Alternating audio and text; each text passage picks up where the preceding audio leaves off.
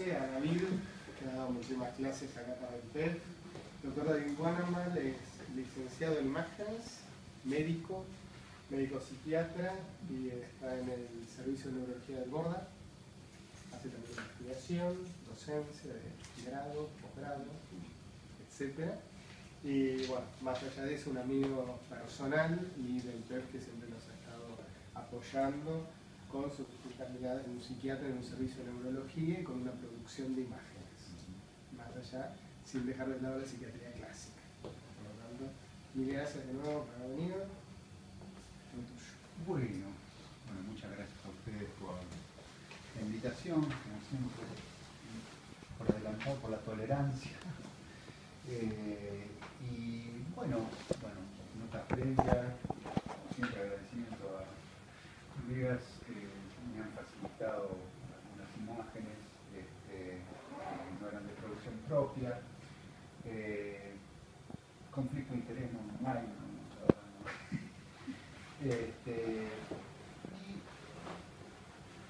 y nada, advertencia previa, la verdad que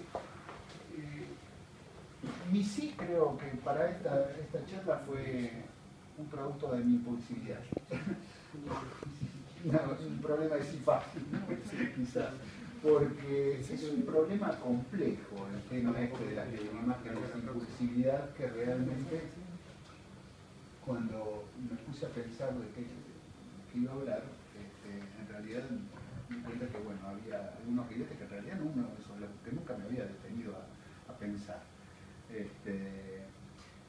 Porque en realidad, ¿de qué hablamos cuando hablamos de neuroimágenes e impulsividad? Podemos verlo desde varios puntos de vista. O sea, de las neuroimágenes, un poco lo que hablamos con Rafael antes de empezar, las neuroimágenes en cuanto a su contribución al conocimiento acerca del sustrato neural de la impulsividad. Bueno, a eso nos vamos a repaisajear un poco sobre algunas cosas que en general no son de producción propia, sino lo que se está haciendo. Y no hay en general resultados concluyentes al respecto. Hay bastante discordancia en todos los hallazgos. En cuanto al conocimiento de los cuadros cerebrales, digamos, que pueden correlacionar con síntomas de impulsividad, bueno, en eso sí, indudablemente las neuroimágenes son una herramienta ya insustituible en este momento y hasta mandatoria en algunos casos, sobre su aplicación.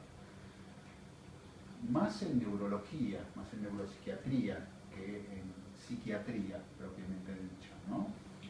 Aunque es medio neutral esa división, me parece.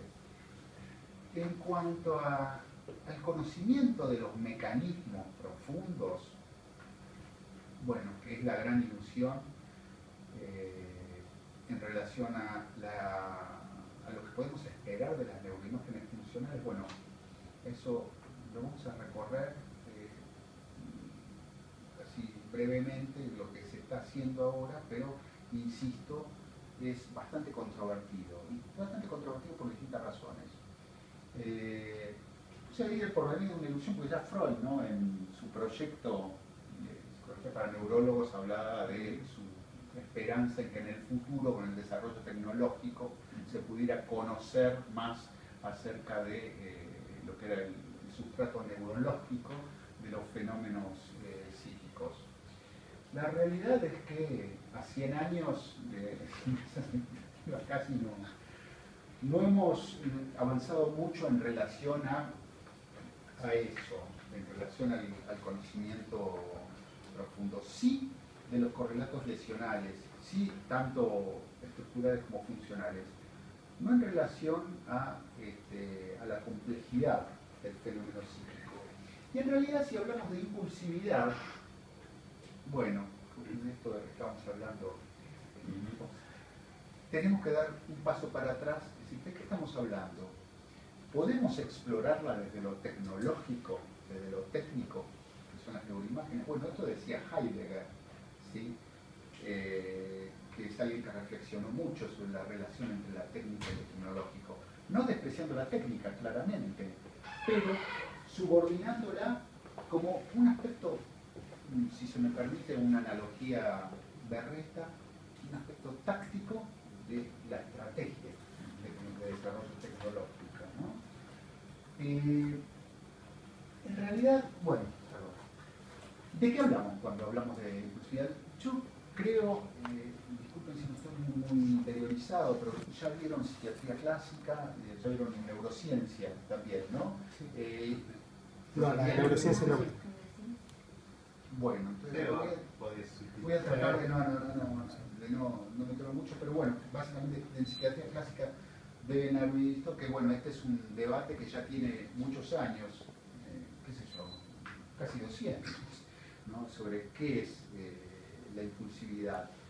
En general, muchas veces se confunde impulsividad, agresividad, todos esos conceptos que están ahí, que están de alguna manera emparentados, pero no son lo mismo claramente, sobre todo en la psiquiatría con la hiperemotividad, que quizás es con lo que fenomenológicamente está más emparentado, con la irritabilidad, con la agresividad, con la suicidabilidad. En general, casi en psiquiatría se dice suicidio, impulso, es más o menos lo mismo. No estoy de acuerdo ni siquiera con que el suicidio sea siempre un indicador de psicopatología, pero esa es otra discusión, ¿no? Puse predatoriedad, callosidad como síntomas que están presentes sobre todo en la antisocialidad, porque para mí son cosas que distinguen claramente lo que es la dimensión impulsiva de otras dimensiones que están presentes en el trastorno antisocial, que es uno de los que claramente más impulsiva presentan. Bueno, hay distintos tipos de impulsividad relacionada con la agresividad. Tenemos distintas imágenes que nos traen a cuenta lo que es el fenómeno impulsivo. La impulsividad está presente ya en la escala evolutiva en los animales. Bueno, la agresividad está presente en los animales, ¿sí? La impulsividad está presente, pero como fenómeno no podríamos decir psicopatológico, pero que está por fuera de la norma en general en los animales cuando no es adaptativa. Entonces, ¿de qué hablamos cuando hablamos de impulsividad? ¿De correlato con una psicopatología? Bueno, tenemos presente en alguna medida, mayor o menor, cierto grado de impulsividad, ¿sí? Sin embargo, son totalmente distintos. Quizás yo voy a hacer punto en alguno, nada más que es al que me voy a referir viendo imágenes, que es en realidad lo que se trata esta charla, ¿no?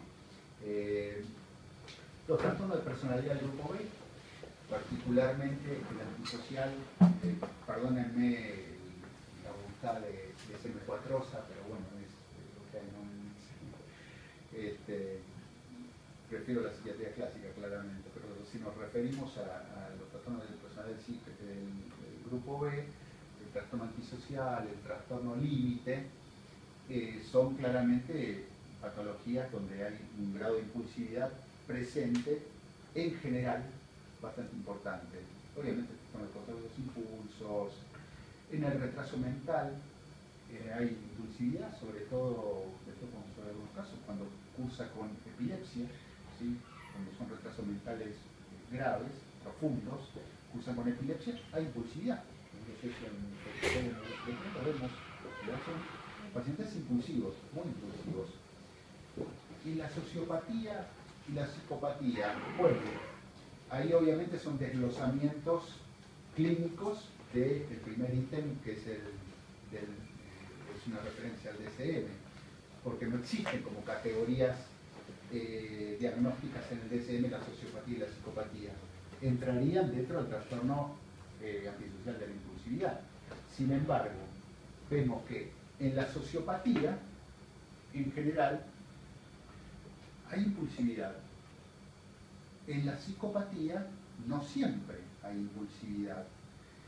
De hecho, hay algunos estudios que, bueno, se los menciono así al paso, sobre todo una bastante tiempo, pero hace poco estuve revisando un poco la literatura en relación a estudios funcionales al respecto, y justamente un marcador discutido, muy discutido, y por lo tanto, en mi opinión, no tiene valor clínico y mucho menos a un forense, porque justamente esto venía a colación de un trabajito que estoy haciendo sobre aplicaciones forenses de las imágenes funcionales en psicopatía. Es una cuestión discutida. En general, por ejemplo, se ha visto que los psicópatas stricto sensu, ¿sí?, callosos, calculadores, fríos, ¿sí?, no impulsivos, en general tienen una disfunción de la región orbitaria, ¿sí?, pero no así de la región dorsolateral, frontal, lo cual les permite planificar sus crímenes con mucha más eficacia. ¿A qué se refiere con calloso? Ausente de con ausencia de empatía absoluta. Alguien que comete un crimen de lo más cruel y lo disfruta, ¿sí?, con ausencia total de culpa, no solamente con ausencia total de culpa, sino que incluso puede disfrutarlo, ¿no? Callosidad en términos de callo, tiene callo en el corazón. No viene del cuerpo calloso. No viene del cuerpo calloso. La callosidad es un poco de indiferencia afectiva. Absoluta indiferencia afectiva. En realidad el sociópata también tiene cierto grado de indiferencia afectiva y en general, ¿no? Y ausencia de empatía. Una cosa es desentenderse, digamos, de las consecuencias sobre el otro, del acto, y otra cosa es tener hasta cierto grado de disfrute de eso. Es decir, de ahí el tema de los asesinos seriales, los violadores seriales. Hace poco hablaba Raffo de una entrevista que tuvo con Robledo Puig, que le causó una sensación que Schneider llamaría el controtransferencial, el famoso nudo en el estómago, se podría traducir, ¿no? Y convengamos que Raffo es una persona dura.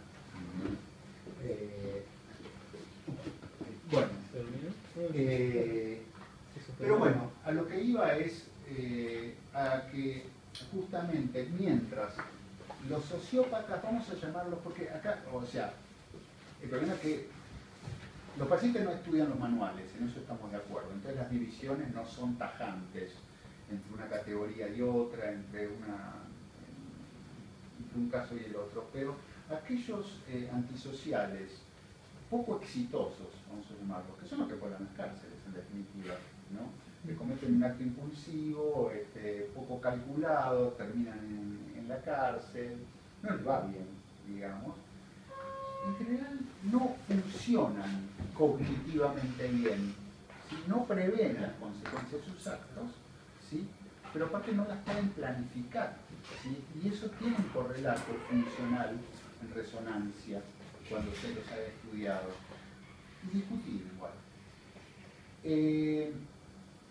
Los psicópatas lo que tienen es una mayor, psicópatas callosos, digamos, los no impulsivos, en aquellos en los que no predomina la impulsividad, tienen una mayor facilidad para planificar y por lo tanto para salir airosos, y de hecho hasta exitosos en muchos casos. Los psicópatas además los encuentran en la cárcel, ya Schneider también decía que se los encuentra fundamentalmente en la cárcel y en el poder, ¿no? Pero, a ver, parece haber una diferencia de acuerdo a varios estudios en cuanto a la disfunción fundamental, funcional, mensurable mediante estímulos cognitivos, ¿no? Discutible, pero por ese lado parece que va. De todas maneras, respecto a eso hago una aclaración por si no la hago después, ¿no?, porque no viene muy a cuento el tema de las imágenes, pero hay un libro interesante, no clásico, me parece más interesante estudiar los clásicos, ¿no? Pero de Sass y otro autor, hace poco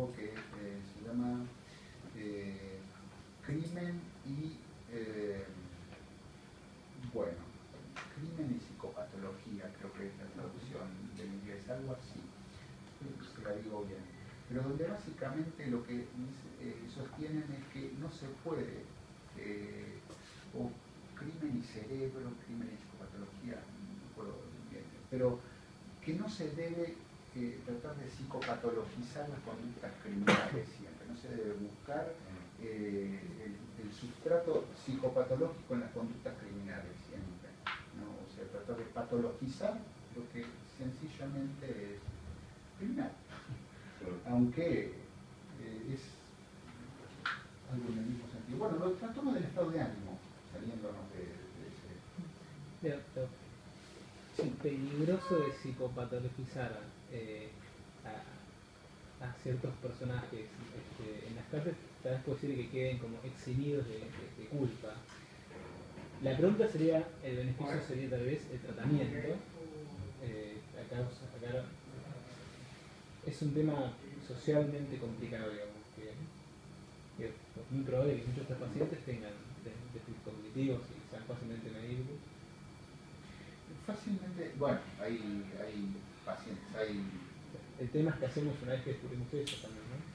Esa es otra discusión, sí, esa discusión claramente SAS se mete en esto, porque bueno, él, por su origen, por donde vive, es un tema que en Estados Unidos es una discusión muy candente en el ámbito forense, el tema del aporte que pueden hacer las neurociencias aplicadas a la elucidación del sustrato psicopatológico de algunos crímenes.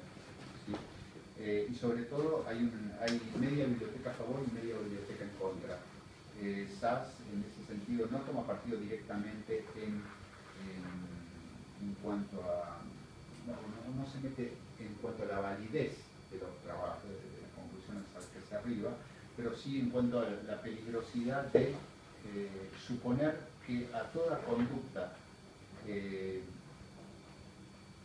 antisocial, atípica, subyace una enfermedad, que creo que ese es el título, enfermedad y crimen. Ese es el título del libro, esa es la discusión del libro. Pero lo que vos decís sí, es otra discusión que no es ajena a todo esto, ¿no? ¿Qué se hace una vez que, bueno, una vez que se detecta una patología? Pero, bueno, el trastorno del estado de ánimo, bueno, sí, en la manía. En la depresión hay un alto índice de suicidabilidad, pero bueno, ¿es eso un indicador de impulsividad? En la esquizofrenia quizás sí, es donde, bueno, vemos con más frecuencia el típico suicidio impulsivo, por lo menos en uno de los tipos de suicidio que se ven en la esquizofrenia, ¿no? No en aquella que sucede a la depresión esquizofrénica, cuando por ejemplo el famoso suicidio, cuando el paciente está mejor y se da cuenta de, bueno, en la situación en la que está, toma conciencia del deterioro psicosocial, en muchos casos. Otra psicosis, en las adicciones, otro tema. En las adicciones, creo que ustedes tenían estas adicciones también, así que esto ya lo hayan visto.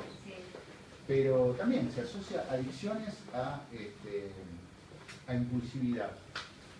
Y sí, eso me consta que es así, sobre todo en algunas adicciones, particularmente con el tipo de sujetos con los que en una de las cosas que estoy haciendo trabajo, que son adictos al Paco, se ve un altísimo nivel de impulsividad, en todos los casos. Ahí tenés que buscar una excepción, no es que tenés que buscar un caso, tenés que buscar una excepción. Impulsividad, agresividad y un nivel de antisocialidad también muy importante. ¿Ese es secundario al daño neurológico que es lo del Paco, más que por la adicción per se? Bueno, eso es lo que, a eso vamos a tratar de referirnos. Mira, hay discusiones al respecto. Yo creo que no necesariamente. Creo que es un fenómeno bidireccional. ¿Sí? Claramente la adicción per se genera síntomas impulsivos, particularmente en las sustancias estimulantes, porque eso se ve, aparte de las sustancias estimulantes, sean del medio que sean. Ahora, en el caso particular de drogas como sustancias como el Paco, el ambiente en el cual se dan en general esos fenómenos adictivos es algo que tiene una gravitación muy importante sobre el tema del fenómeno antisocial, ¿no? De las conductas antisociales. Entonces, quizás la impulsividad, la misma impulsividad en otros medios donde no prevalece esta droga, donde prevalece, por ejemplo, la cocaína, se da también, pero no se traduce en un aumento dramático de la tasa de criminalidad, sí de conductas antisociales por ahí, pero de otro tipo, ¿sí? No de que vimos en la foto de antes, de esa, la que está a la derecha, que es lo que el imaginario popular asocia claramente como las consecuencias de la adicción al paco. Y quizás no está muy errado el imaginario popular. El tema es qué es lo que subyace a ese fenómeno, no es solamente el paco. Pero indudablemente, yo creo que las sustancias estimulantes, sí, por lo menos, aún en el marco del fenómeno bidireccional, son claramente identificables como algo que genera impulsividad y cuál es el mecanismo, en la hipótesis al menos dopaminérgica, es otro cantar, eso, hablarlo brevemente después. Pero por ejemplo, otras sustancias como los alucinógenos, el LSD, yo no he visto gente que consuma LSD, que está bien, es privativo de algunas tribus urbanas, ¿no? Con consumidores selectivos, y que manifiestan impulsividad en el consumo o en la abstinencia, que tampoco he visto, tiene una abstinencia del LSD, ¿no? Nosotros hemos visto una vez uno que alucinaba que era un perro y mordía a la gente. Ah, bueno. Eso fue lo más impulsivo que Alucinaba que era un perro. Bueno, está bien. puede pasar. Puede pasar. Así fue, Alucinaba que era un perro. actuaba acorde a un perro. Claro. No, no, Instintivo. en una Puede desencadenar una psicosis, claramente. Sí. Pero en el trastorno por déficit de atención y hiperactividad, bueno, sí, hay una dimensión que es impulsiva, por lo menos en un subtipo del trastorno de déficit de atención y hiperactividad, por lo menos. Trastorno por estrés traumático, bueno, sí, también, pero no nos olvidemos que también tiene una alta comorbilidad con consumo de sustancias, con trastorno de la personalidad. En el Gilles de la Tourette, bueno, sí, por definición, es el trastorno neuropsiquiátrico realmente más impulsivo de los clásicos, ¿no? El impulso a la coprolalia, el impulso a... en las neurodegenerativas, bueno, una larga lista, la Corea de Huntington, por ejemplo, por mencionar solo una. En la Corea de Huntington, la impulsividad es un síntoma psiquiátrico que precede, en la mayoría de los casos, en años a los movimientos anormales. Entonces que, bueno, en general no se los pesquisa o el sujeto no consulta por cambios en su comportamiento, por cambios en su humor. La irritabilidad y la impulsividad preceden en mucho tiempo a los trastornos motores.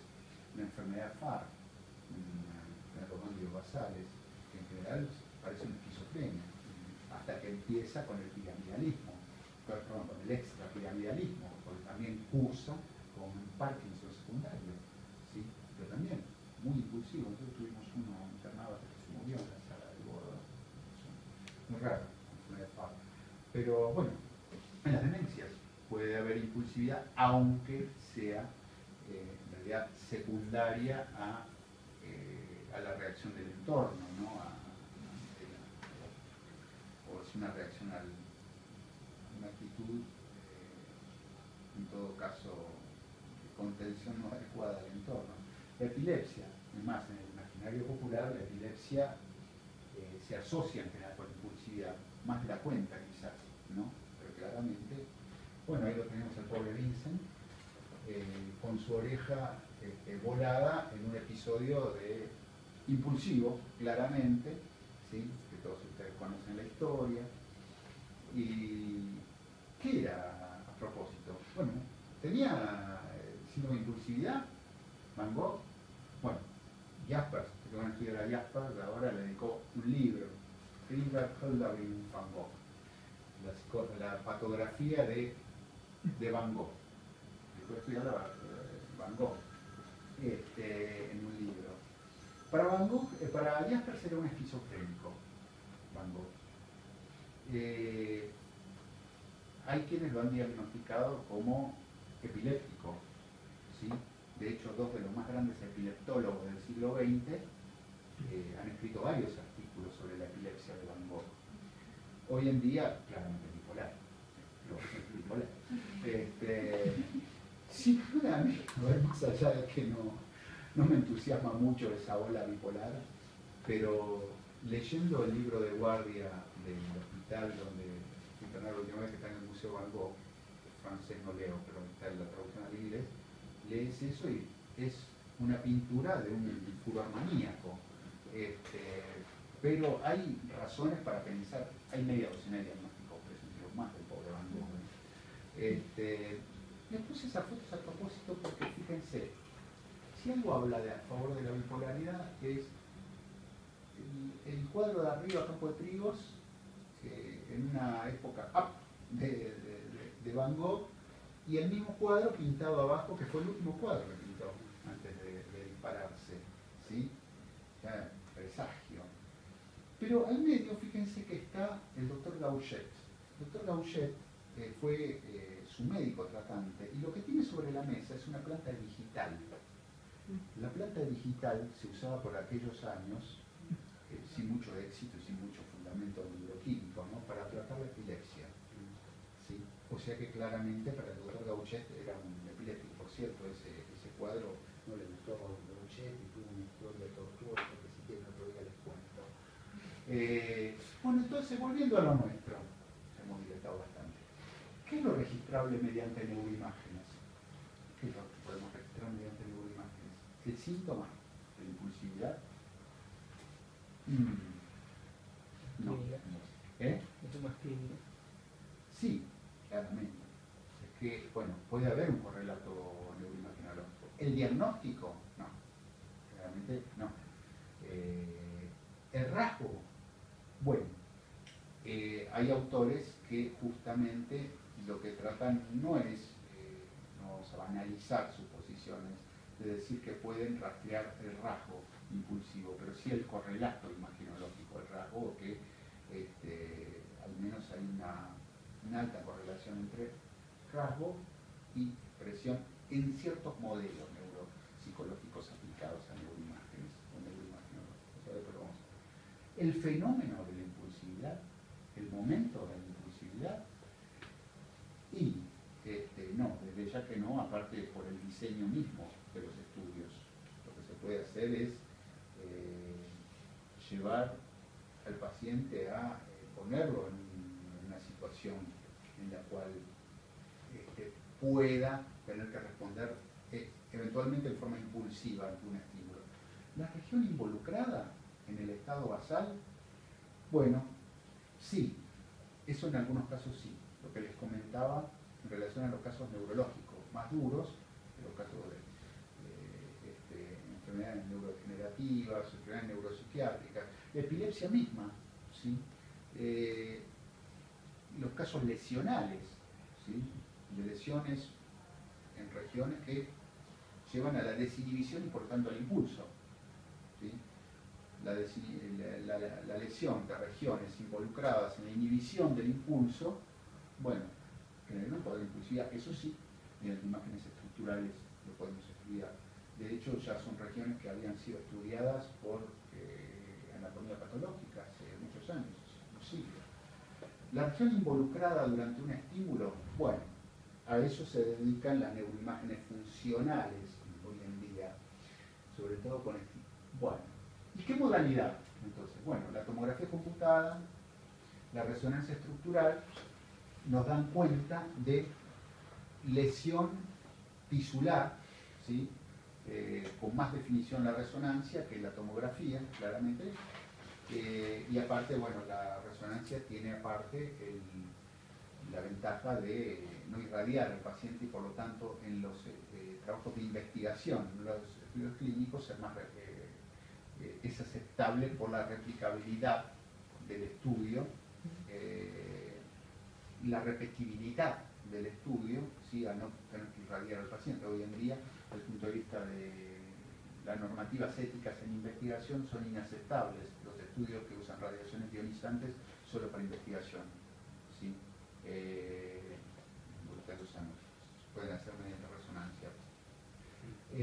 La volumetría se puede hacer tanto en tomografía como en resonancia. En investigación se debe aplicar la resonancia. Ahora, en tomografía en general nosotros no hacemos, las volumetrías primero no son de resorte clínico, no es en nuestro medio generalizado, aunque sí pueden ser útiles en muchos casos, no son mandatorias. Una tomografía adecuada, como de última generación, y una resonancia también con el SOF adecuado, permiten hacer volumetrías, que pueden ser muy útiles, ¿sí? Muy útiles, y en investigación, ni hablar, ¿sí? Pero en investigación, en general, si es prospectivo, es una resonancia lo que se debe hacer. Es un mecanismo que tiene sus bemoles, porque bueno, no son muchos los centros donde se hacen volumetrías, Depende de la zona, si está normatizada. Sí. ¿Quién la hace? ¿Quién la hace? Sí. ¿Quién la procesa? El componente técnico, digamos, El operador hay una pendiente. limitación técnica, claramente. Equipos con posibilidad de hacer volumetrías hay unos cuantos en Argentina, con el hub y el software. El recurso humano, lo que falta, quizá, ¿no? Y desde ya el diseño adecuado, ¿no? Pero diseño creo que son muchos los que se pueden hacer. Tractografía, bueno, también es algo que está muy limitado en nuestro medio. ¿Sí? Se hace sobre resonancia, en realidad es una modalidad de resonancia que es algo que está prometiendo mucho en relación al mapeo de redes neurales, ¿no? Se hace en determinados equipos con el software adecuado, y lo que permite, mediante una propiedad de los tejidos que tiene que ver con la difusión del agua dentro de ese tejido, es en mapear las direcciones de una fibra y la extensión, ¿sí? De varias fibras.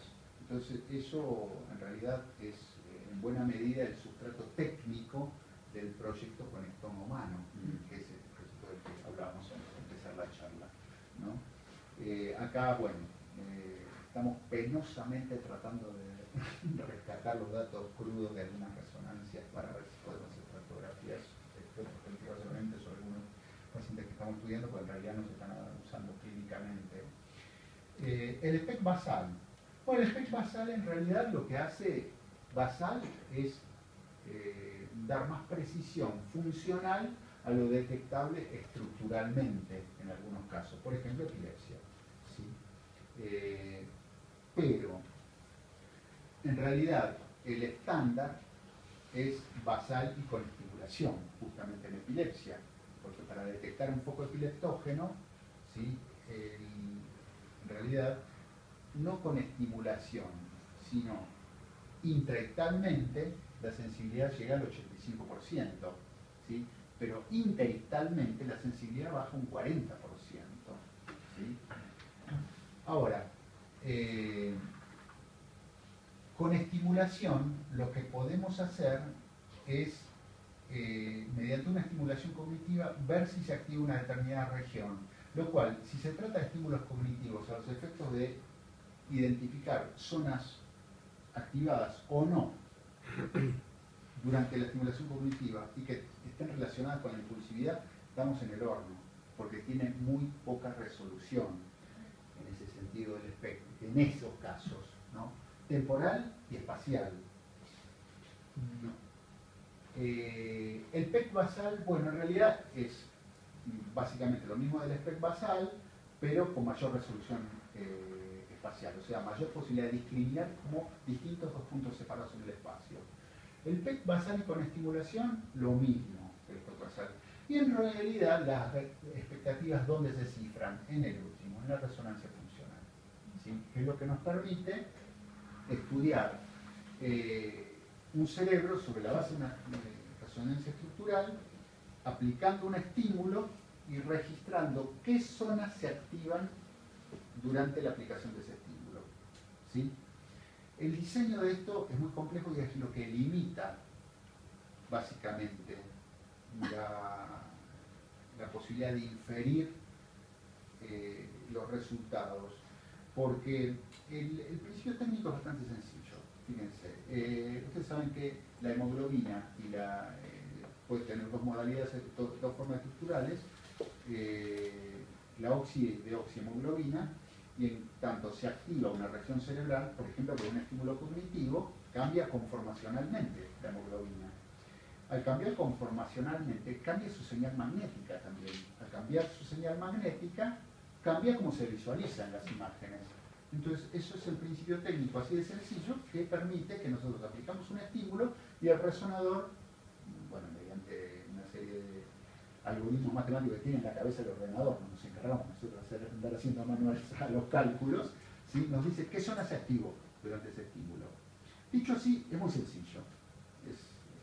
El problema es cómo diseñamos el estímulo para sustraerlo y aislarlo dentro de la posibilidad. Se va a entender un poquito más cuando veamos un par de estudios. Bueno, distintos cerebros, ¿no? Básicamente, fíjense que lo que es el cerebro ventral, el cerebro de lo que llamaríamos las zonas más involucradas en la regulación de los impulsos, el estriado ventral, ¿no? En general son zonas que tienen un correlato primario en mamíferos menos evolucionados, ¿no? En realidad tiene que ver con qué. Con que la región que más se ha estudiado, que es la amígdala, ¿sí? Que es básicamente lo que hace, cuál es la función que cumple en la evolución. Adaptación al medio, ¿sí? Ante el peligro, lucha o huida, ¿no? Bien, eso está presente en las ratas, está presente en los animales y obviamente en los homínidos también, ¿sí? El problema es que cuando hay una disregulación de esa función es cuando aparece la impulsividad, o sea, la impulsividad entendida como ¿qué? Como una respuesta no reflexiva, o sea, como una respuesta inapropiada, disruptiva, diríamos en psiquiatría, ¿no? Sin medir las consecuencias negativas ulteriores. Eso es lo desadaptativo de la impulsividad, no el impulso en sí. Justamente la respuesta amigdalina no es reflexiva, no es intelectual. Bien, la impulsividad con su base en la amígdala, digamos, ya es algo sobre lo que trabaja un modelo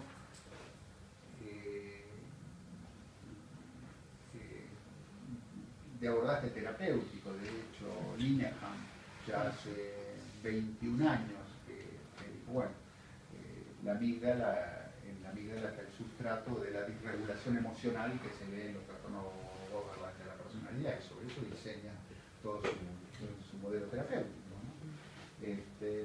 Bueno, estructuras, o sea, son las cosas físicas que podemos identificar, las funciones es cómo funcionan, cómo se expresan esas estructuras físicas o las conexiones de distintas estructuras físicas. Las resoluciones que podemos tener a la hora de diseñar un estudio son espaciales, o sea, la posibilidad de discriminar dos puntos separados entre sí en el espacio, temporales, dos eventos separados entre sí en el tiempo, ¿sí?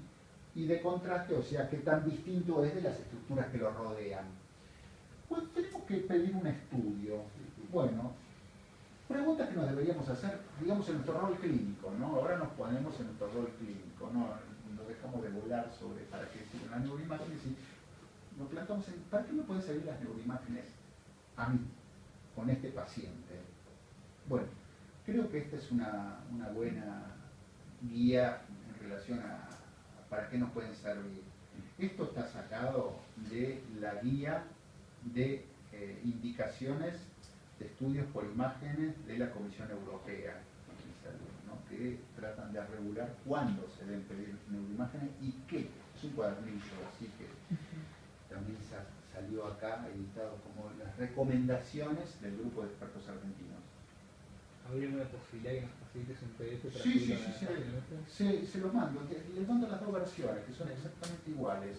una sobre el fondo celeste que dice indicaciones de la Comisión de Expertos de la Unión Europea y la otra que dice recomendaciones de la Comisión de Expertos de la sociedad, bueno, de dos sociedades profesionales argentinas. Son exactamente iguales, a tal punto que la sintaxis es española, porque la versión en español la redactaron en español, la sintaxis en español la reconoce claramente, te la mandas por mail.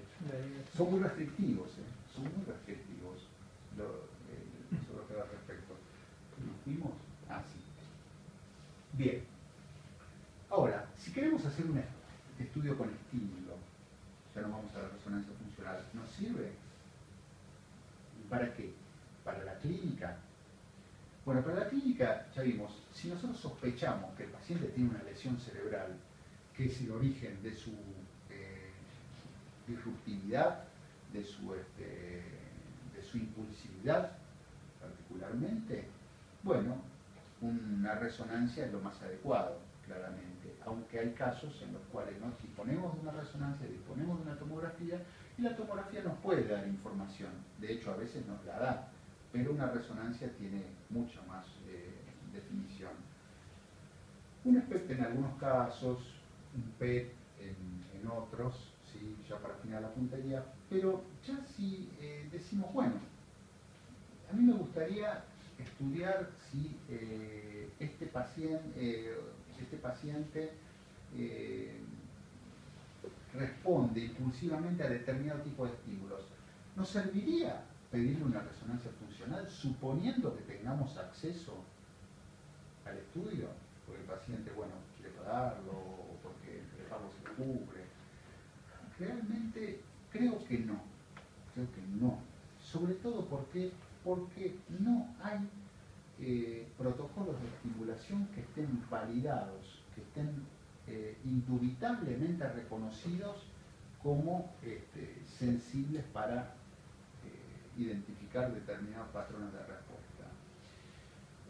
Pero de todas maneras, si ahora lo que queremos es diseñar un estudio, porque bueno, resulta que el hospital donde trabajamos le resbalaron, instalaron un resonador de última generación con el Soft para resonancia funcional, le pusieron personal especializado, tenemos subsidio para hacer investigación, no sé por qué se ríen.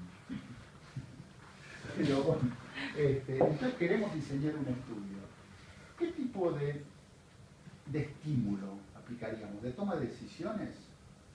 Toma de decisiones, por ejemplo, un paradigma podría ser el del gambling test. Ahora después vamos a ver algunos estudios sobre el gambling test. O el test del jugador, ¿no? Reconocimiento de emociones, bueno, por ejemplo, el reconocimiento fácil de emociones faciales, ¿sí? El test de las miradas, o otra versión que se usa en un estudio, hay varias versiones, el reconocimiento de emociones faciales, ¿no? La respuesta a un estímulo aversivo es otro modelo que se usa en algunos estudios, impulsividad. La inhibición de respuesta, o sea, el paciente puede inhibir la respuesta ante un estímulo que le promete una gratificación o que lo amenaza con un castigo. O tenemos que hacer un diseño especial. A ver, vamos a ver qué se ha hecho. Bueno, estímulos hay de todos los estímulos, ¿no? Este es un cuadro aquí de acá, unos cuantos piquetitos. Piquetitos no son los piquetes que nosotros conocemos, piquetitos decían las puñaladas, ¿no? Eso lo pintó a punto de partida de una noticia que leyó en el diario sobre alguien que, bueno, presa de un ataque de celos, bueno, la lastimó un poco la señora. Vamos a ver algunos estudios hechos y diseñados.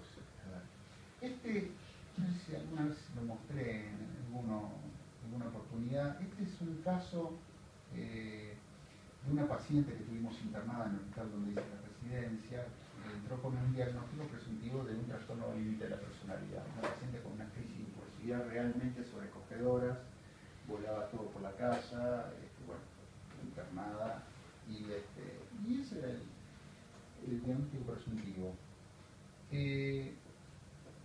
Mi coequiper de entonces, el doctor Fratícola, empezó con que, bueno, son muy amigdalinas estas crisis. Yo realmente creí que no dejé de joder con lo de muy amigdalina, estás intoxicada por... Bueno, la cuestión es que finalmente, en ese momento, bueno, era muy difícil hacer una resonancia en el hospital, ¿no? En el hospital no, más que aceptaran hacer una resonancia a un paciente del hospital. Bueno, finalmente se hizo y este es el resultado. Un cavernoma amigdalino. Eran realmente crisis muy amigdalinas. De hecho, esta cantidad del paciente fue a cirugía de resección. Lo que tenía era un cuadro epiléptico secundario, un cavernoma amigdalino. Y las crisis eran realmente explosivas, fenomenológicamente prácticamente indistinguibles de un trastorno límite de la personalidad.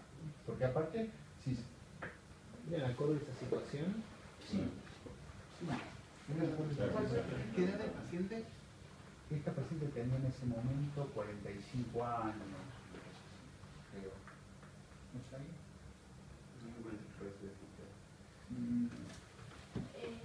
Yo tengo una duda. Si precisamente, digamos, vos decís que fenomenológicamente no eran distinguibles, pero tiene que ver las crisis o el inicio de la crisis por una activación amigdalina previa, digamos. Lo que aparecía acá era una hiperreactividad, ¿sí? Una hiperreactividad. ¿El problema cuál era? Que estudiaba la historia de la paciente. La paciente había sido abusada, venía de un medio familiar, o sea, todo, parecía que se hubiera estudiado en DCN, ¿no? Para cumplir los criterios. Tenía una situación familiar, tenía en ese momento, durante varios años, menos de 40 años. Tenía una situación familiar realmente mala, es decir, con maltrato evidente del marido, etcétera, etcétera, y se generaban situaciones en las cuales ella reaccionaba explosivamente, pero revolviendo cosas, y autoagresividad muy importantes, ¿sí? La pregunta es, pero no eran autogeneradas, no eran, digamos, autónomas las crisis, siempre eran respuesta a situaciones. No, parecían como eran respuesta a situaciones, ¿sí? La duda empezó a aparecer cuando la vimos en crisis en la internación, donde realmente sí, las situaciones, bueno, ahí no estaba aislada del ambiente familiar, aunque no tanto, porque en ese momento en el hospital se internaba con un miembro del grupo familiar, ¿sí? Se nos internaba como en otra época toda la familia, en el hospital se internaba en matriz sistémica, entonces internaba toda la familia en los inicios del hospital. En ese momento no se internaba toda la familia, se internaba con un miembro de la familia, ¿no? Condición sine qua non para internarse. Pero no había un ambiente tan facilitado. Sin embargo, las crisis seguían, creo que no respondía al tratamiento, no respondía. Entonces por eso se empezó a sospechar. No te cierra del todo el caso. A nosotros tampoco, ¿no? Sí, supongo que... ¿Qué es lo amigdalino en crisis que vos notaste como algo diferente? No, yo no. La explosividad. La explosividad. Claro, como decía, y bueno, por un trastorno límite de la personalidad, es explosivo. No, pero muy amigdalino. Déjame joder, porque bueno, Fratícula es un conocido neuroanatomista que piensa todo en términos neuroanatómicos, ¿sí? Entonces, claro, me pareció en ese momento una expresión de reduccionismo. Bueno, no era una expresión de reduccionismo, por lo menos no en este caso, era algo que lo verificamos. Digo, no fue mi expresión muy amigdalino, pero claramente fue algo acertado. Y la pregunta sería también postquirúrgico, ¿cómo fue? Hasta donde sabemos, no se reinternó. Hasta donde sabemos, no se reinternó. Hasta donde sabemos fue pocos años después. Pero estaba viva, digamos. Sí, no, la cirugía de resección es un recurso terapéutico que está en el algoritmo. No es fácil acceder a él, pero está presente en ese algoritmo. Cuando, bueno, claro, era una candidata. no siempre es una indicación. Bueno, aquí tenemos a la izquierda, estos son casos de epilepsia. A la izquierda un retraso mental, la imagen es pobrísima, es lo que tenemos. Es un paciente que fue derivado para ilustrar algunos de los casos que vimos como emparentados biológicamente con la impulsividad. Un paciente con un retraso mental profundo, ¿sí? Con epilepsia, malformación y aparte impulsividad. Y una impulsividad muy importante, ¿no? Esa es su resonancia.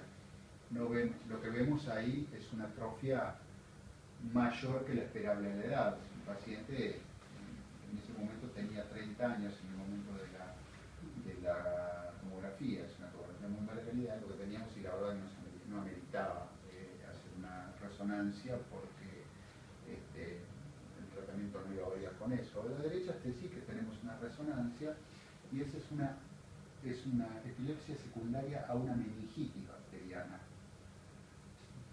Que también tiene un grado de impulsividad muy importante.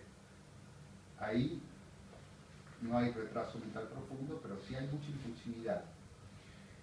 Y abajo tenemos un SPECT, ¿sí? Con un foco hipercaptante de un paciente epiléptico y también muy impulsivo. Fíjense en la región derecha, esa zona bien brillante, bien amarilla, ¿sí? Es el foco hipercaptante. Esto realmente fue una suerte para nosotros, no para el paciente, poder hacer el PET intraictal, ¿sí? Porque entró a la guardia en una crisis y bueno, justo se comunican conmigo, no a la guardia del hospital, a una guardia por su prepago, porque yo estaba de alta, y bueno, en ese momento trabajamos siempre en neuroimágenes y me fui con el SD en la jeringa blindada, la guardia donde estaba, lo intenté ahí en el ictus y después lo barrimos. Y ahí está. ¿Cómo LSD es el trazador. LSD es el trazador. Perdón, el LSD es el radiotrazador, el marcador de perfusión cerebral. No hace falta que esté quieto. No, esa es la facilidad que da el SPECT desde el punto de vista logístico. El SPECT es una foto del paciente, del cerebro, en este caso, en el momento de la adquisición, no en el momento de la inyección del material, ¿sí?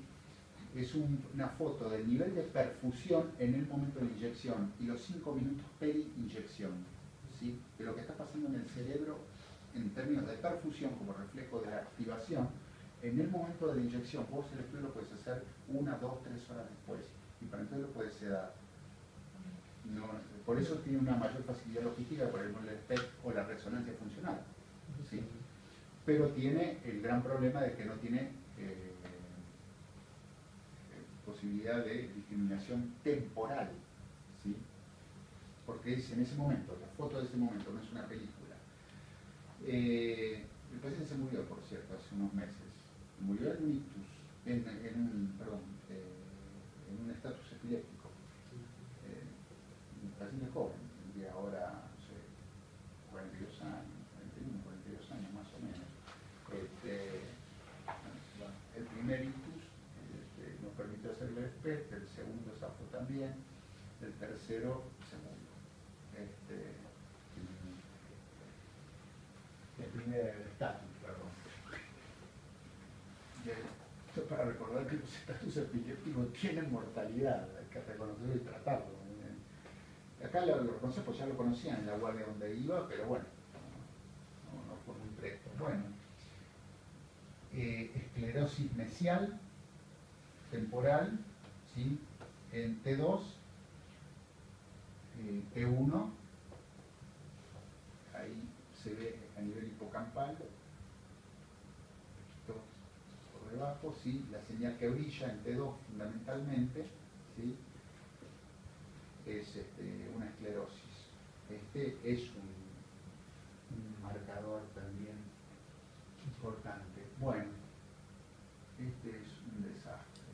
Es una tomografía también de un paciente que bueno, con Tomase, que finalmente quedó con un cuadro lesional y con mucha impulsividad. Perdón, Sí. no sé si lo habrás dicho antes o no, pero ¿existe algún tipo de dominancia ¿De la izquierda? Claro, eso quería decir. En cuanto a la impulsividad, En cuanto a la impulsividad. bueno, eso es una de las cosas que está en discusión. En general, se supone que sí, se supone, ¿no? Que sobre todo la región prefrontal, ¿sí? Hay una mayor dominancia derecha en cuanto a la regulación de la impulsividad, ¿sí? Pero eso también está en discusión porque el tema es qué es la regulación de la impulsividad, de qué tipo de impulsividad. Ahora, por ahí, si vemos una fotito después de un estudio funcional, se refiere a eso, a la delimitación de zonas. Esto es una encefalitis aspética, que también cursó con mucha impulsividad. La vida media. Sí.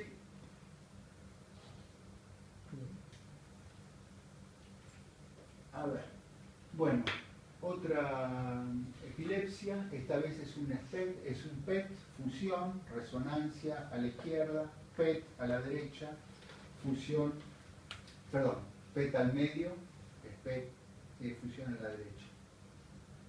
Este es un SPEC, de lo que les hablaba, ¿sí? Este es un SPEC de un paciente con un trastorno antisocial de la personalidad, impulsivo, ¿sí? Pero no es un paquero no es un paquero. Un trastorno antisocial de la personalidad y fíjense, ¿consumo? No es por consumo. Fíjense cómo se ve allá a nivel prefrontal, ¿sí? La hipoperfusión detectada. Ahora, ¿este es un correlato o una causa? Esa es la pregunta. ¿Qué estuvo primero? Bueno, esto es un paciente con una corea que tuvimos en el hospital con un cuadro de impulsividad también muy marcado, ¿sí?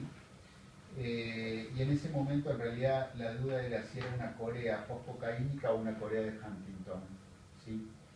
La corea tóxica puede generar, el consumo de cocaína, que está desde hace muchas décadas, ahora se actualiza en nuestro país el fenómeno, se ve mucho en paqueros, ¿no? Movimientos coreicos, e incluso hemos visto coreas a punto de partida de consumo inveterado, pero también puede disparar una corea de Huntington. Entonces, el diagnóstico de corea de Huntington hay que hacerlo ahora, genético, ¿sí? O sea, hay que hacer el diagnóstico genético. En ese momento no andaba el ciclador, el único ciclador que hay en el ámbito público no andaba en ese momento. Entonces pedimos este estudio porque el diámetro bicaudado es un indicador más o menos fiable de la probabilidad de una corea de Huntington. ¿Sí? Y acá cerraba para el caso. El paciente inicialmente fue diagnosticado como una corea postcocaínica. Para nuestro especialista en movimientos anormales era un Huntington, es una corea de Huntington. Bueno, vamos a ver. Esto nos hablaba más de una corea de Huntington. Y después finalmente hicimos, cuando anduvo el ciclador, el protocolo, y era una corea de Huntington. ¿Sí? Bueno, otro aspecto, pero este sí es de consumidor de Paco, muy importante. Bueno, fíjense lo que es la hipoperfusión. Las zonas azules son de hipoperfusión, ¿no? La corteza orbitaria está claramente hipoperfundida, que es la que regularía los impulsos. La corteza orbitaria derecha y la izquierda también. Aquí no hay mucha. No discriminan eso. No discriminan en eso. El tema es cuál de las dos es la que está más involucrada. En realidad eso lo puedes identificar por resonancia funcional, porque acá cuando le pega las las dos. Claro. El tóxico. Ahora, en el otro caso, fíjate, desde el punto de vista funcional estático del SPEC, en relación a cuál de las dos cortezas está más involucrada, bueno, no diría que la derecha. O sea, esto va en consonancia con las estructurales, con los estudios funcionales. Porque esa no, el cuadro no está sucio por el consumo de tóxicos. Acá están los dos involucrados. Entonces, el sujeto tiene conductas antisociales porque consume o consume porque tiene conductas antisociales, o ambas cosas. Bueno, desde el punto de vista de la imagen funcional estática no lo podéis discriminar acá. Lo que seguro que el cerebro consiguiente es lo que es el área prefrontal, todo el área prefrontal, no solo el orbitaria de este sujeto. Lo azul es no perfundido, o sea, no funcionante. Bueno, el pobre Frankie que no le sentó muy bien la readaptación al ambiente cuando se levantó. Bueno, y ahora vamos a ver qué es lo que se está diciendo. Así que supongo que es lo que más les interesa, qué es lo que más se está diciendo de impulsividad y neurociencia aplicada, neuroimágenes. Este estudio está recién salido del horno, salió hace 2 semanas, ¿sí? Por una investigadora holandesa. ¿Sí? El último autor, Angst, es un tipo que es bastante conocido en cuanto a neurociencia y trastorno límite de la personalidad, teorías cognitivas, sobre todo de trastorno límite de la personalidad. Y Van System acá lo que hizo fue hacer un análisis de 15 estudios de resonancia funcional. ¿Sí? 15 estudios donde aplicaban distintos paradigmas de activación. Entonces, ¿se acuerdan? ¿No? Metemos al sujeto en un resonador con un setting adecuado, donde puede ver en una pantalla, puede interactuar con el operador a través de una pantalla y se le dan estímulos cognitivos. Cognitivos en el sentido muy amplio, ¿no? Y se registra mediante este cambio conformacional de la hemoglobina que se produce cuando una zona se activa mediante un estímulo, ¿sí?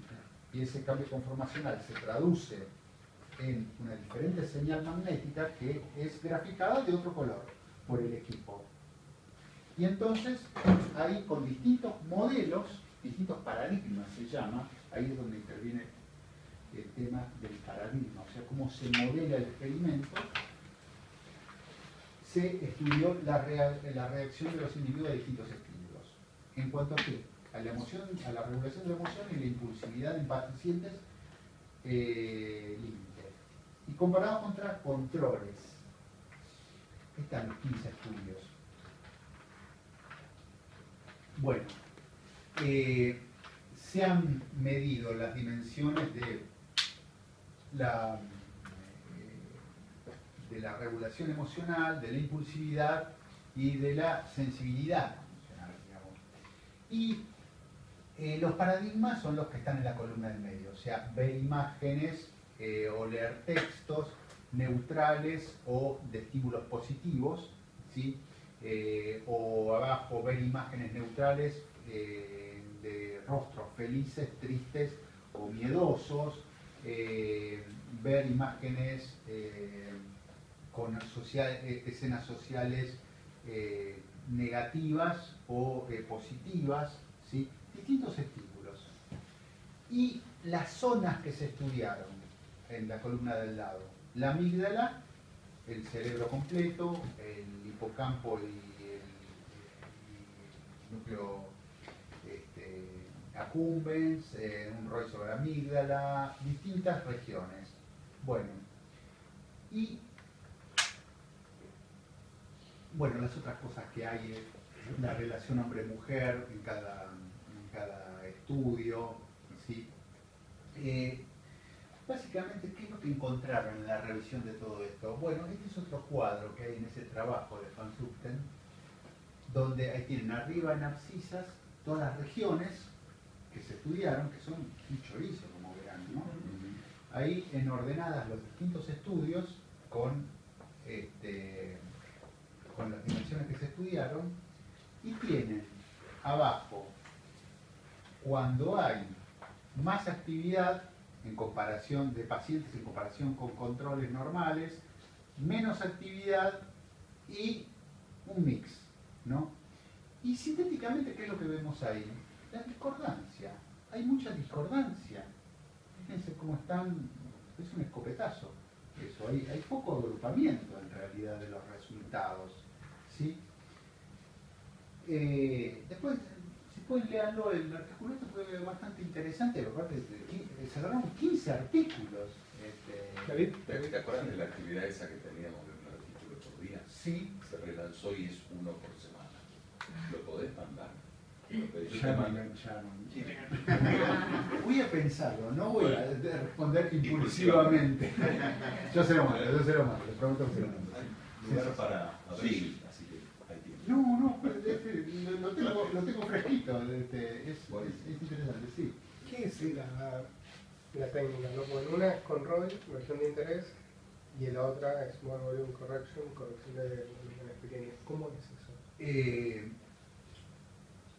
Corrección en realidad es una técnica que en lugar de trazar justamente la región de interés, lo que hace es como si corrigiera en relación al volumen parcial, ¿sí? Con O sea, grilla de claro. Dirac, la Claro. esa. Sí, esto no lo sé si lo hicieron con Dirac, No, los cálculos, pero bueno, hay soft que se corren. Es una cuestión técnica de cómo se mide realmente, cómo se selecciona y se mide la estructura. Pero fíjense, perdón. Esto básicamente lo que nos dice es que no, o sea, lo interesante de este artículo son las conclusiones y perspectivas que hacen los autores en términos de por qué encontramos tanta discordancia. O sea, encontramos concordancia también. Es indudable que hay regiones que están involucradas. La amígdala está involucrada en la regulación de las emociones, la corteza orbitofrontal está involucrada en la regulación de las emociones, el cíngulo anterior está involucrado en la regulación de las emociones. Hay muchas regiones involucradas, pero ¿cómo? Ahí es donde están las discordancias.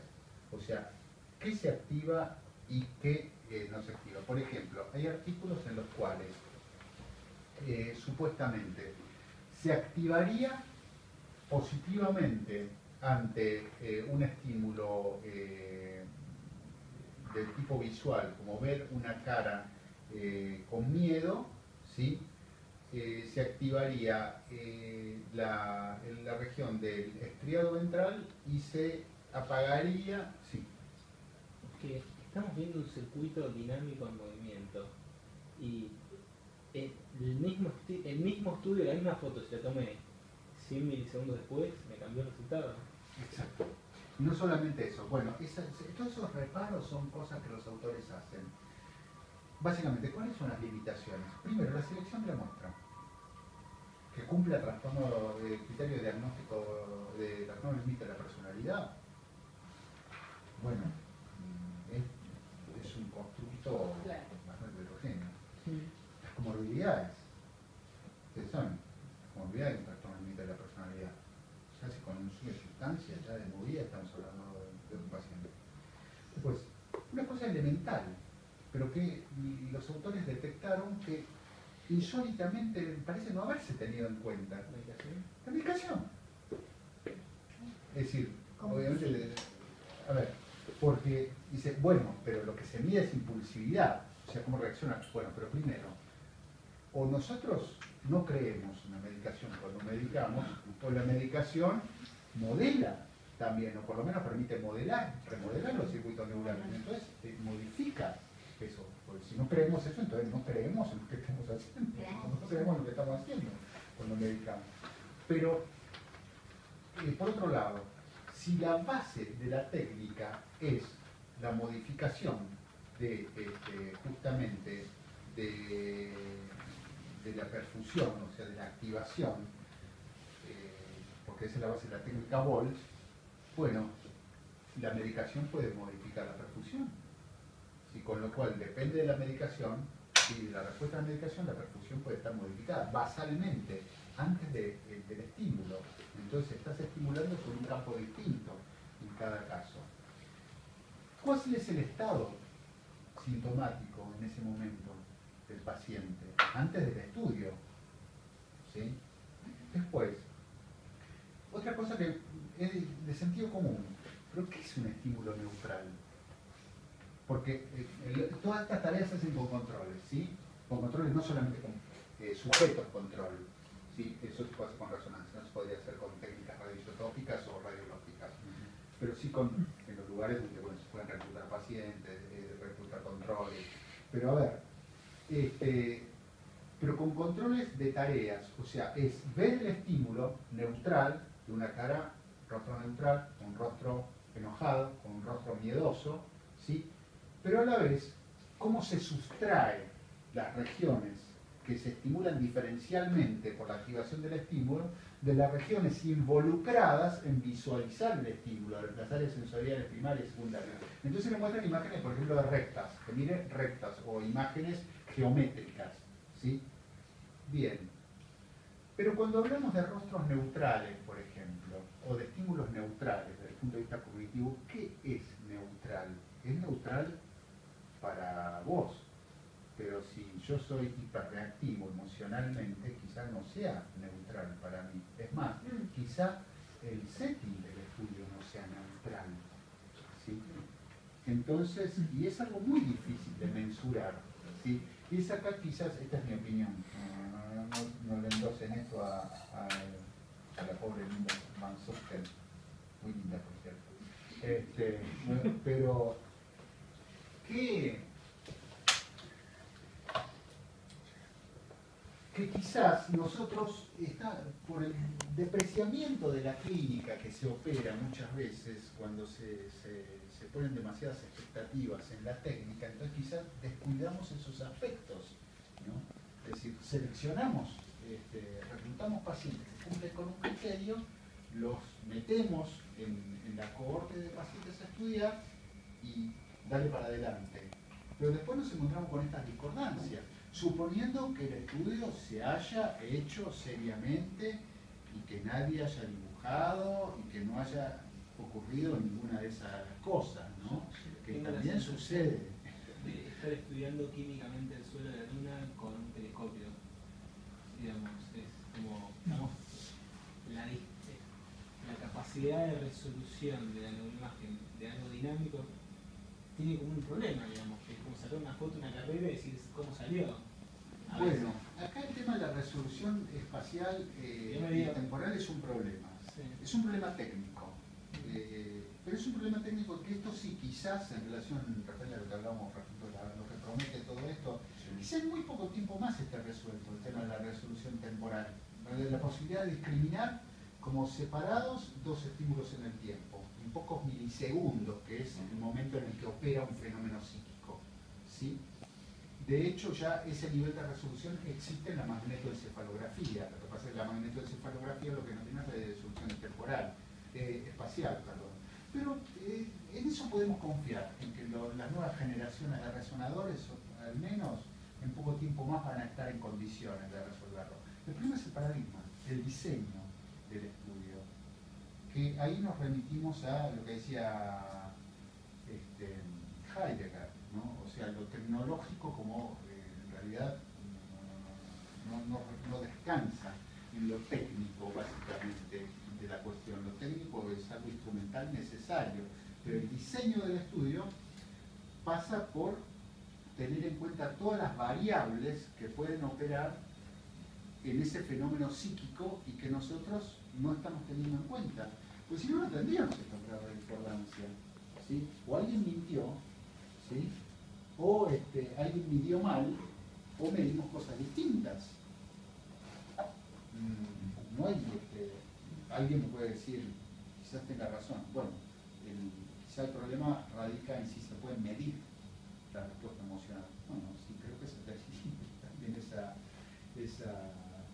Pero bueno, para la gente que está en esto, a ver, ¿por qué es importante ver todo esto? Porque después sobre esto también, a ver, bueno, Sobre esto también, esto tiene consecuencias después en la clínica. De hecho, la gente del estudio este holandés y otra gente participan de un proyecto, ¿sí? Que ahora se me escapa el nombre, pero quiere decir, bueno, eso lo van a tener en el paper, pero es un proyecto multicéntrico que básicamente de lo que se trata es de relevar, ¿sí? los hallazgos neuroimagenológicos para poder volcarlos, ¿sí? A los constructos que hay neuropsicológicos y neurocognitivos para aplicarlos luego terapéuticamente, ¿sí?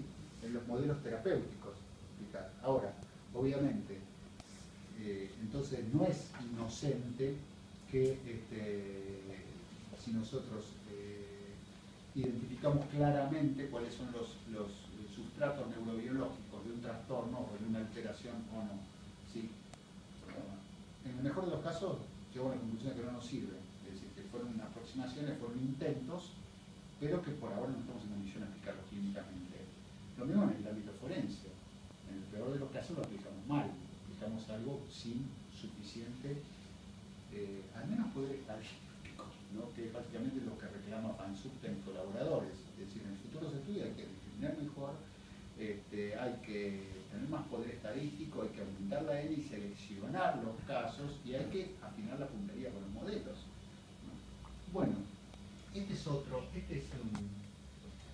bueno, ahí lo tienen el famoso Becara, ¿no? Trabajando con los, no, saltamos de patología. ¿Tenemos todavía? Sí, 15 años. No, más, le metemos, al famoso Becara trabajamos con otra patología. Este se metió con un grupo de investigadores brasileños que trabajan en investigación sobre los efectos del crack, que es nuestro paco. No es el crack de los yanquis. El crack, lo que le dicen cracky en Brasil, es nuestro paco o pasta base o lata uruguaya o pasta base chilena. Aparentemente es lo mismo. El crack es otra cosa, sí, el crack norteamericano. Bueno, se metieron a estudiar esto, ¿sí? Los déficits en la toma de decisiones. Puse a propósito porque esto sí me llamó la atención porque se emparenta mucho con el trabajo que estamos haciendo nosotros acá. Ahí le bajaron, tuvieron un aporte logístico importante. Este básicamente es uno de los tests que se usan, ¿sí? Para mensurar toma de decisiones. Fallan la toma de decisiones, es el Gensler test, ¿sí? Básicamente se trata de elegir cartas de un mazo, ¿sí? O de varios mazos, con la consigna de ganar lo más posible o perder lo menos posible, ¿sí? Y al cabo de una serie de intentos se mide. A ver, hay distintos tipos, distintas variantes de test de este tipo, con dinero real, sin dinero real, bueno. Pero básicamente, ¿cuál es la hipótesis? Los sujetos con consumo de sustancias, con impulsividad ligada a esto, en realidad la impulsividad está ligada al consumo de esta sustancia, tienen un proceso de toma de decisiones deficiente. Siempre van a perder esto. Nosotros también lo verificamos ya hace como 6-7 años esto, Paquero, ¿sí? Y Verdesco en España, que fue el que, le paso agradecimiento público a Verdesco, que nos facilitó el test en su versión española, porque ¿está filmando, ¿sí? Porque la generosidad de los centros de investigación argentinos no nos facilitó la versión que andaban dando vueltas por acá, pero Verdesco nos lo mandó citado por mail. Esta es la pantalla del Gensler test, y lo que encontraron fue que había un proceso deficiente en la toma de decisiones. Lo mismo que encontramos nosotros, bueno, algo de esto lo pusimos en un estudio ya hace unos años, pero como siempre hay alguien que escupe el asado, apareció este trabajo de una galesa, que habla de los efectos paradójicos de la educación en el test de Gensler. ¿Qué es lo que hizo? Agarró y seleccionó, en realidad tomó una cohorte de estudiantes suyos de la universidad y les administró el gambling, ¿sí? Y se lo administró a una cohorte de sujetos, no consumidores, controles sanos, de bajo nivel educativo. Bajo nivel educativo son menos de 10 años de escolaridad, ¿no? En Gales. ¿Y quiénes tuvieron mejor rendimiento en el gambling test? ¿Los estudiantes superiores o los estudiantes los sujetos de menor nivel educativo? De menor nivel educativo, ¿sí? ¿Y por qué? Por eso se llama efecto paradojal. La única cosa realmente valiosa es la intuición. Porque en materia de toma de decisiones, en el modelo del marcador somático, el paradigma del marcador somático, la respuesta correcta es la intuitiva, ¿sí? No es una decisión intelectual. De hecho, no quiero someterlos a ustedes a responder el test, pero créanme que se lo administré a unos cuantos colegas formados en formación del hospital y los resultados fueron... Pero no en todos. Hubo en algunos casos en los que sí pudieron una respuesta, sí, claramente muy superior. No psiquiatra. Pero excelentes calculistas, expertos en análisis matemático. ¿Cuál es el problema? Podés decular la clave del test con cálculo de probabilidad, mentalmente, así sobre el pulso, que tenés que ser un eximio calculista, tener una rapidez de cálculo mental superlativa. Sino, lo que vas a tender a hacer es a resolver racionalmente. Y si lo tratás de resolver racionalmente y tus capacidades matemáticas no son superlativas, no buenas, superlativas, lo que va a hacer tu razón es enturbiar tu intuición. Y entonces por eso te va a ir peor que al sujeto que no trata de razonar tanto, le parece que va por acá, intuitivamente. Eso en realidad es la respuesta intuitiva de acuerdo al modelo del marcador somático de Damasio. Con lo cual, caemos a lo que hablamos hace un rato. La validez de estos estudios es relativa, pues estamos midiendo toma de decisiones con instrumentos que realmente... También la dominancia, ¿no? Ah. Dicen que los suecos tienen que ser más creativos y... Sí, trabajos dicen, digo, que dicen ponen todos. en duda eso, pero sí, bueno. Más intuitivo. Bueno, de hecho nosotros, bueno, de hecho siempre relevamos la dominancia manual, sí, la dominancia manual pero bueno, eso... Por las dudas. Hay cosas que no, en las evaluaciones neuropsiquiátricas siempre, un dato esencial es la dominancia manual. Pero ¿qué edad tiene? ¿Qué es dominancia manual? Es lo mismo, si no sabes la dominancia manual, no sabes la edad, es lo mismo, no voy a presentar un caso. Pero eso en realidad tiene otras consecuencias, sobre todo lesionales, ¿no? Bueno, y esto es otro estudio que habla de la disregulación frontoestriatal en la adicción a las drogas y el juego patológico, o sea, el modelo anterior.